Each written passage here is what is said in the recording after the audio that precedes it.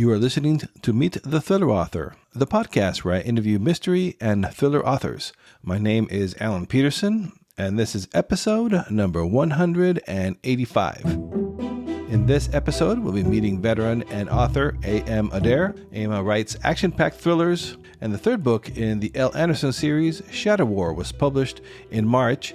It's available now on Amazon and all the other book-selling sites, so go check it out. Before we get to the interview, I wanted to let you know about a great deal from Deposit Photos. When it comes to stock photos, you want royalty-free access to an absolutely massive library of high-quality images, which is available on Deposit Photos. It's my go-to place for finding stock images for my social media posts, my Facebook ads, website. All of the time that I need a quality stock image, I just go to Deposit Photo. Deposit Photo and AppSumo have teamed up once again to offer their famous and amazing deal where you can get 100 stock photo and vector images, downloads of any size that never expire. You can download that image today or 3 years from now. It's going to be fine. It's going to work just perfectly. And now they're also offering an unlimited stacking. So if you need more than 100 images, go for it. You can buy 200, 500, 1,000 images or more. It's an amazing deal. And it starts just at $39 for 100 royalty-free images. And remember, they have over 195 million plus images. So there'll be plenty of choices for you to bring to life your ebook, your blog, your website, social media, emails, whatever you need royalty images for. Deposit Photos will have cool images for you. And this is also really cool. This time, your purchase supports a good cause. Right now, 10% of AppSumo's proceeds will go to the relief efforts in Ukraine. So you can check out this deal and learn more about that and about the amazing deal by visiting at thrillingreads.com/stock. All right, here is my interview with A.M. Adair. Hey, everybody, this is Alan with Meet the Thriller Author. And on the podcast today, I have A.M. Adair, who is an active duty Chief Warrant Officer in the United States Navy with over 20 years in the intelligence community. She's a lifelong fan of the thriller genre, and she writes the L. Anderson novels, which is an action-packed military espionage thriller series. The third book in that series, Shadow War, was published on March 7th. Welcome to the podcast, Emma. Thank you so much for having me. So it's kind of cool. I've had the pleasure of interviewing many veterans who began writing and publishing books after they retired. But you're the first active duty person on the podcast. So thank you so much for taking time to talk to us. My pleasure. And can you tell us a little bit about tell us a little bit what you could tell us about your military career so far? And I'm also very curious. Did you have to get special permission, or did they leave your personal life alone? Well, you don't have much of a personal life when it comes to being in the military. So as you said, it's been over 20 years now. I'm actually going to be retiring on October 1st at a little over 21 years of service. And my entire career has been in the intelligence community. It has been really, really interesting. It's to say it's been an adventure would be a bit of an understatement. So it does kind of dovetail perfectly that thrillers are my thing, and that's the genre of choice for not only what I read, but what I write. Just my experiences real world have created so many avenues for my imagination to just go crazy and to have a field day. And so being able to put pen to paper, so to speak, has been not just a great creative outlet, but therapeutic in a lot of ways. I think that's so cool right now with all the military thrillers out there are mostly written by actual veterans nowadays. So that's how it gives so much realism. It does. It's and you can always tell when you pick up a book and there are people who are brilliant when it comes to research, but there's always the little details that jump off the page at you when somebody's actually been there, done that. The just demeanor, mannerisms, choice of verbiage is the details are really what sets things apart for somebody who's actually got the real world experience. And it does add another element to the story. So are you planning now, once you retire, are you planning to then focus on the writing full time, or is that going to be your second career? That's what I would like to do. I'm very much pursuing that angle. I'm still a bit of a realist and, understand that it might not happen. So I'm going to keep writing one way or the other, whether or not that'll be something I'll be able to do as a full-time job. We'll see. But it's something I enjoy, and it's not something I'm ever going to give up. And so your author buyer estate, we talked about it a little bit here.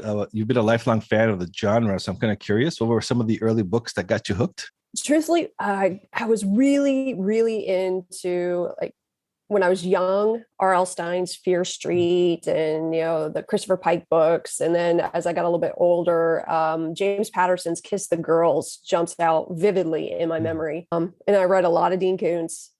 So I was really more into the suspense aspect of the thriller genre. And then as things progressed, years went by, Brad Thor, still reading a lot of James Patterson, currently way into Jack Carr. So it's just kind of evolved over the years, but, still within that wheelhouse. And so did you always wanted to be a writer, and or is that something that came later? Or?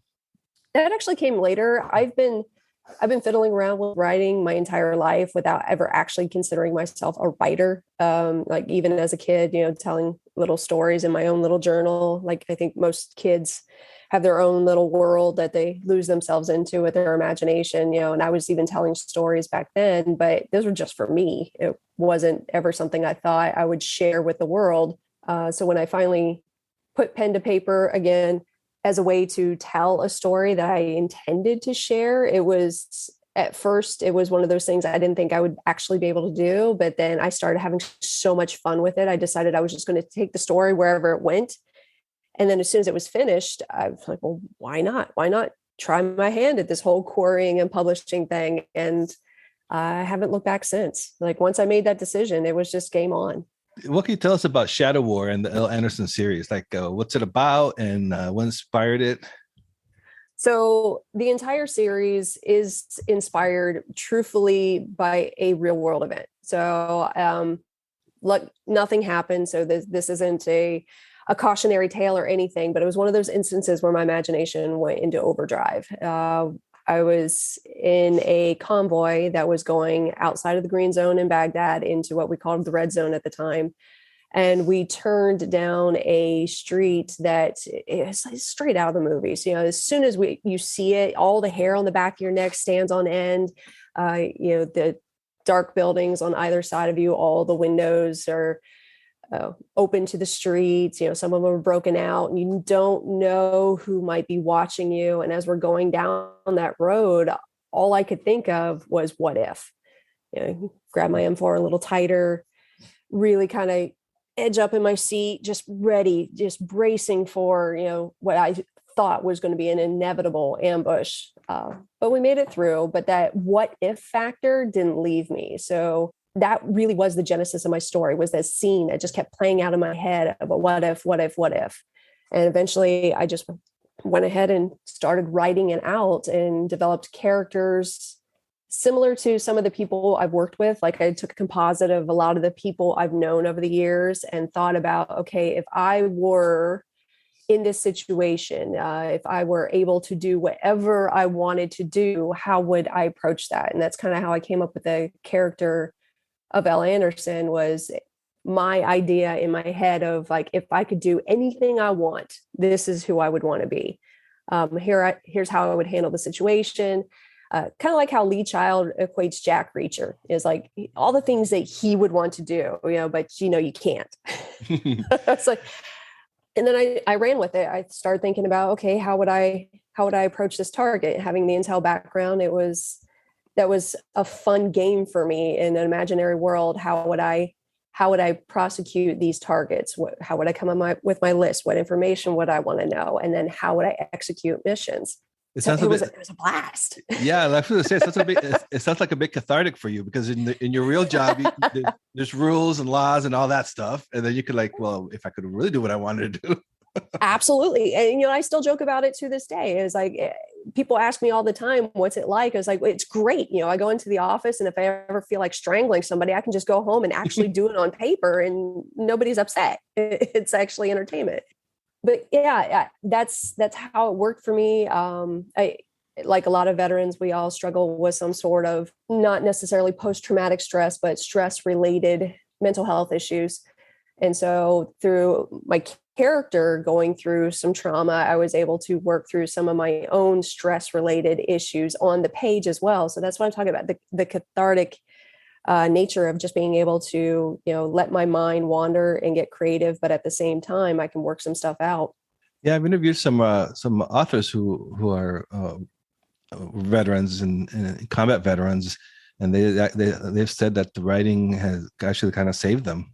And I can completely understand where they're coming from that, because it is a completely unfettered world that you can throw yourself into. So you can work out your what if scenarios, you can explore different emotions, different thoughts, and it can be done through your characters. You can see how your characters would respond, not necessarily how you would respond, and that can be helpful.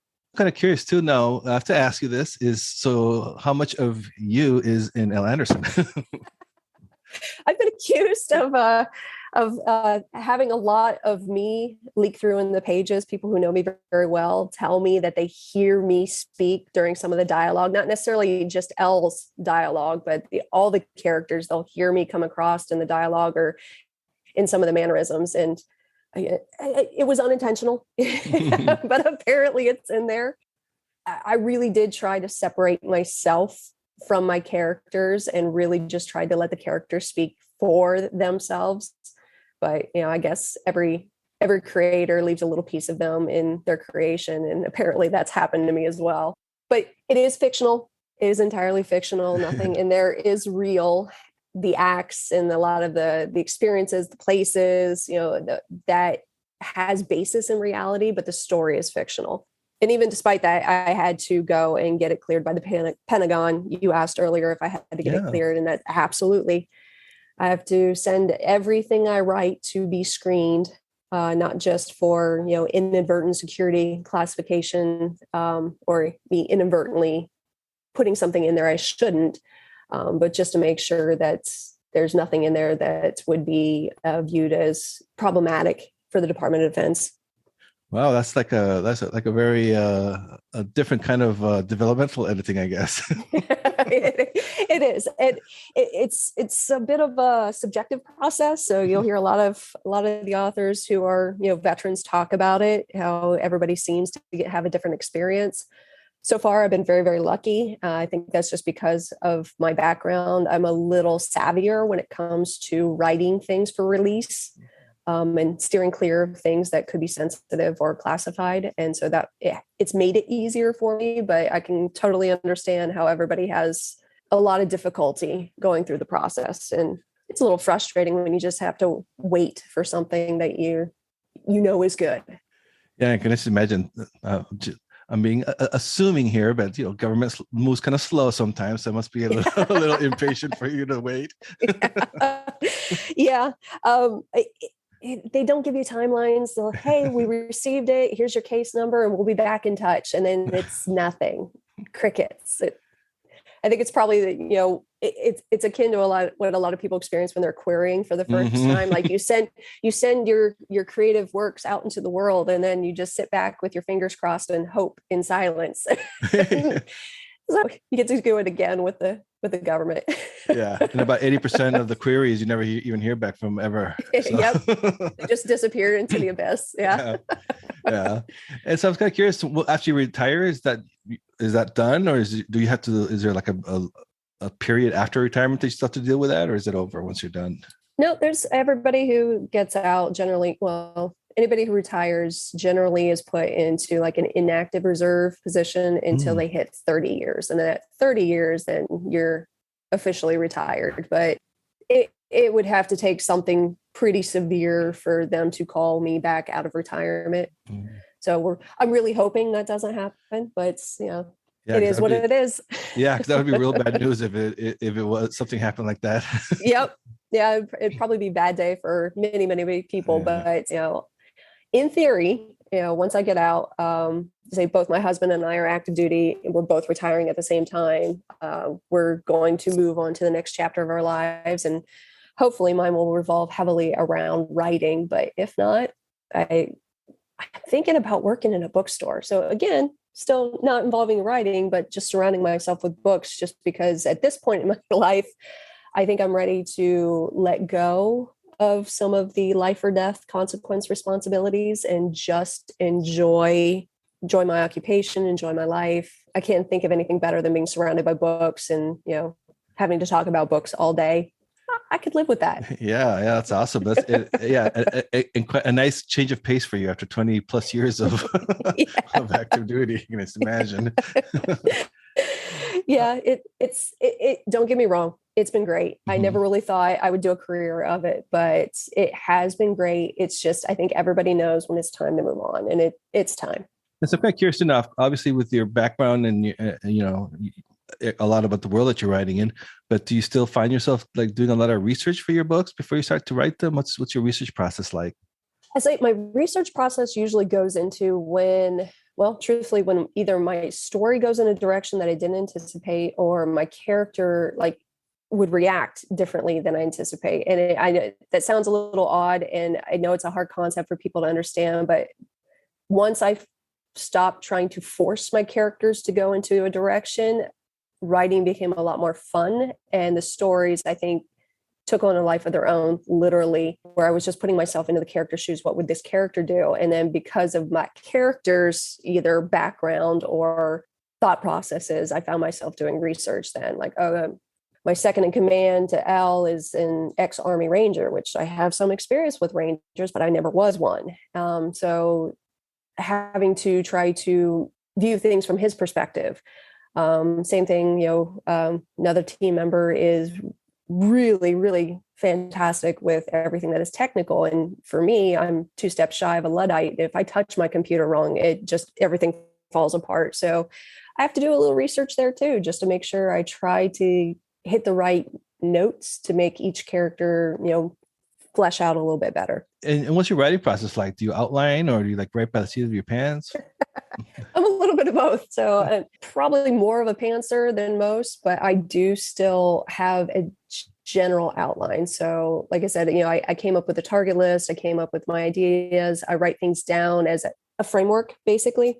And then I just let myself play within the framework. And so I'll keep, key details, I'll keep tabs of just that. So that way I make sure I have some continuity throughout. But for the most part, I came up with the general, here's my target list and here's how I want to attack it. And then I've been enjoying that ride along with my characters as I figure out how I'm taking out the target list. It's been a blast. And do you set goals when you're writing working on a project? I know it's kind of hard with your day job, but do you have word count goals or?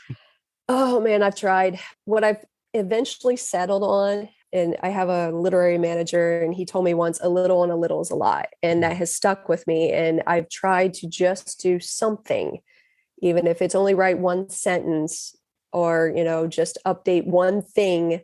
Try to do something every day and give myself a little bit of a break, because as much as I would love to say I could sit down and write, 1,000, 2,000 words a day, like some authors do, you're right. I have a full-time job. I have 2 children, and it's a little complicated to try to devote as much time as I would like to my craft. So at this point, I just have to do whatever I can, whenever I can. Well, it's working out pretty well though, right? Because you have 3 books so far in the series, so it's working.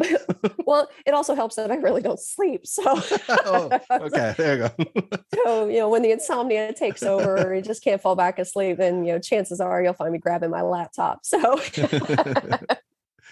that's what I was going to ask you too. Do you usually try to write in the same place? But if you're just stealing moments here and there, probably whenever you can, right? Yep, that's pretty.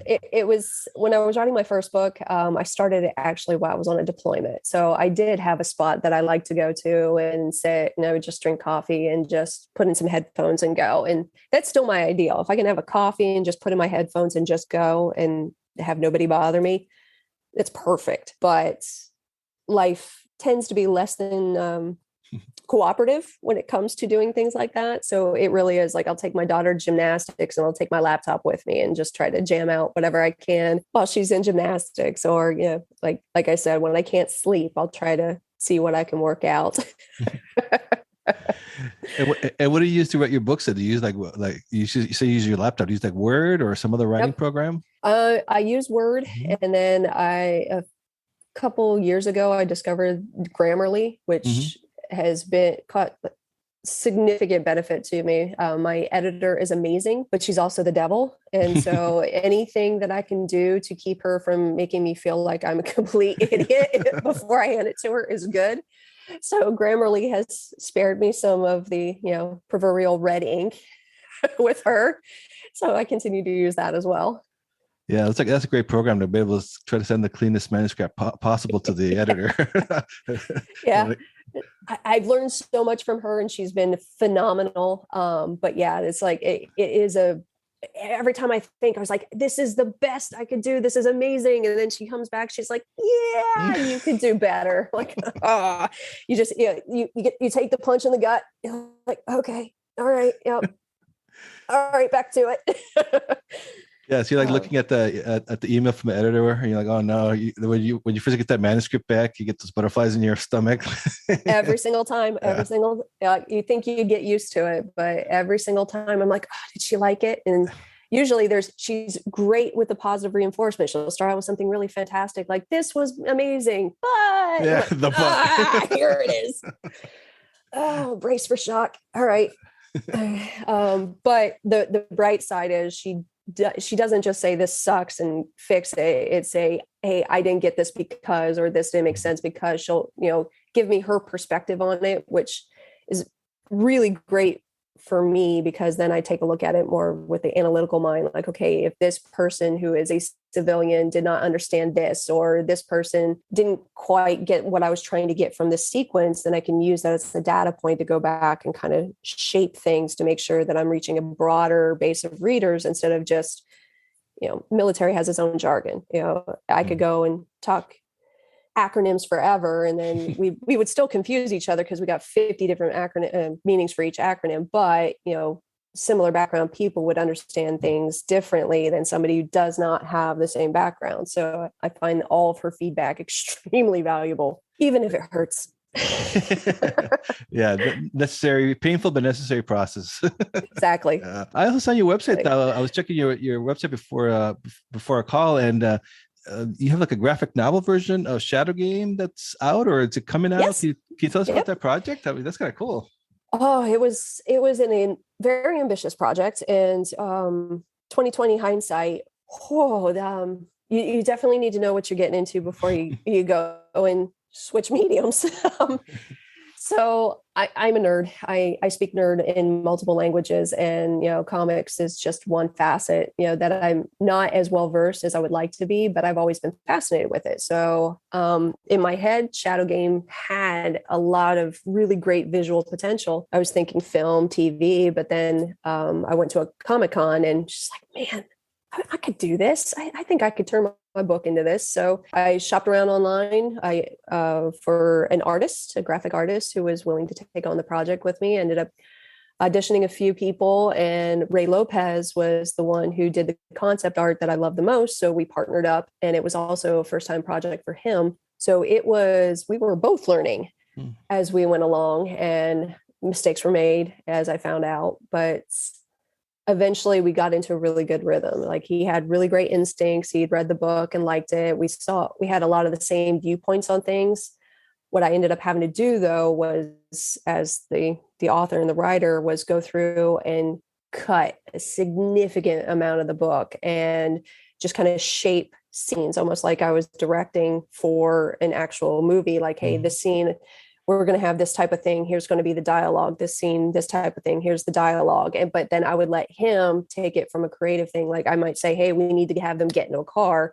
He could have, whatever angles he wanted, however he wanted it to happen.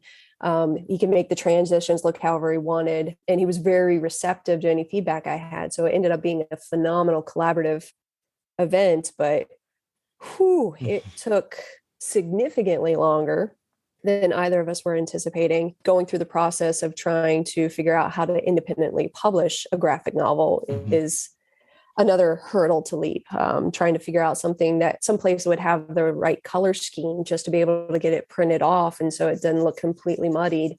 So eventually we got there.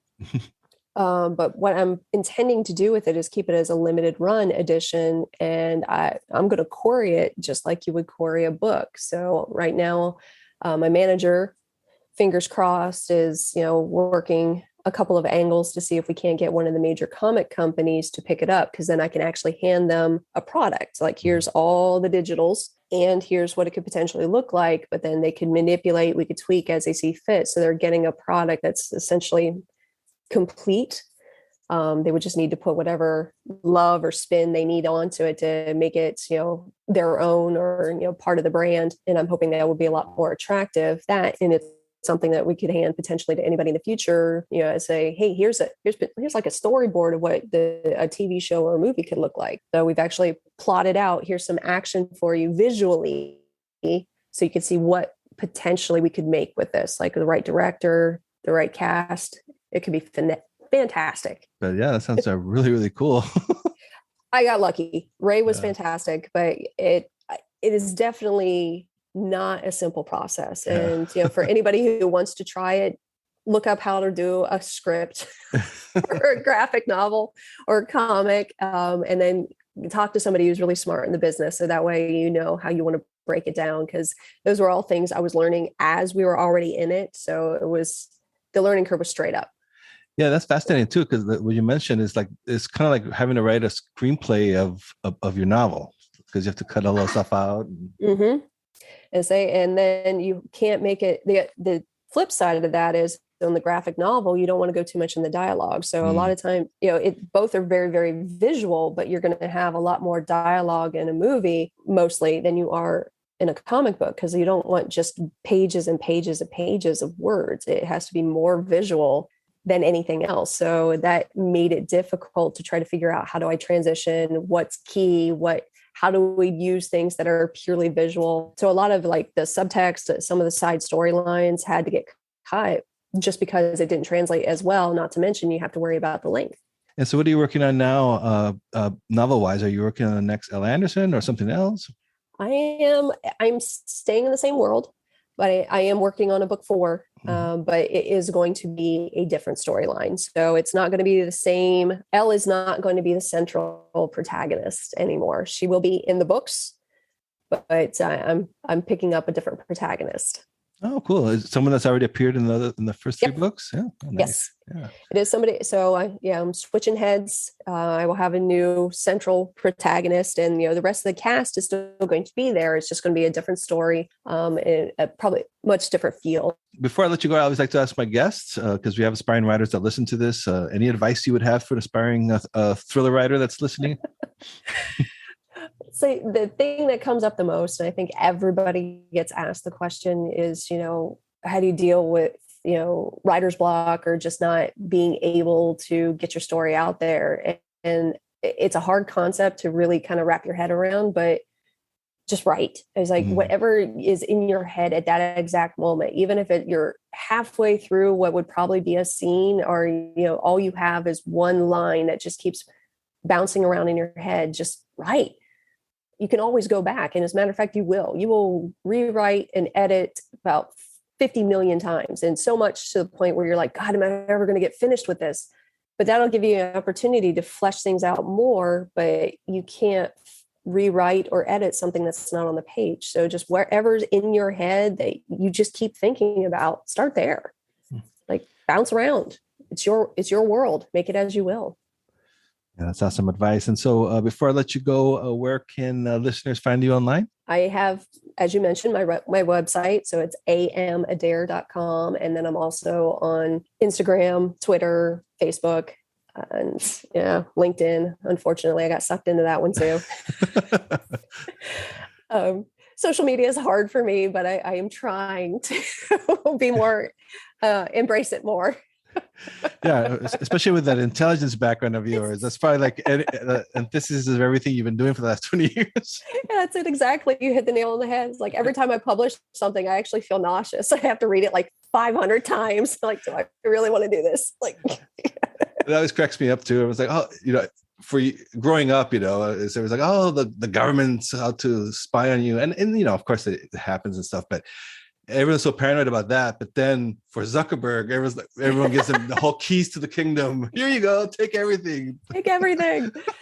Yep. Everything I post, I'm just like, oh, okay.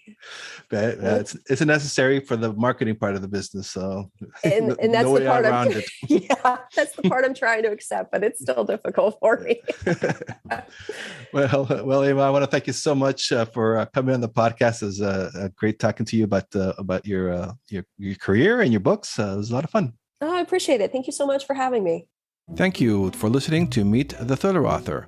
I hope you enjoyed my conversation with one of your favorite writers of mysteries and thrillers, or if this episode's guest is new to you, I hope you give their books a chance. Helping listeners discover new authors and books is one of the coolest outcomes of doing this podcast. As always, you can head over to thrillerauthors.com to sign up to my Thrilling Reads email list. That way you won't miss out on any great deals in thriller and mystery books. You can also check out all the links and resources in the show notes for this episode over at thrillerauthors.com. And also please do subscribe to this podcast if you haven't done so already, and leave a rating and review wherever it is that you're listening to this show. If you have done that already, I thank you. I really do appreciate your support. For my other links to my author website, social media haunts, and more, check out thrillingreads.com/links. All my links will be on that page. So that's it for this episode. See you next time, and stay safe out there.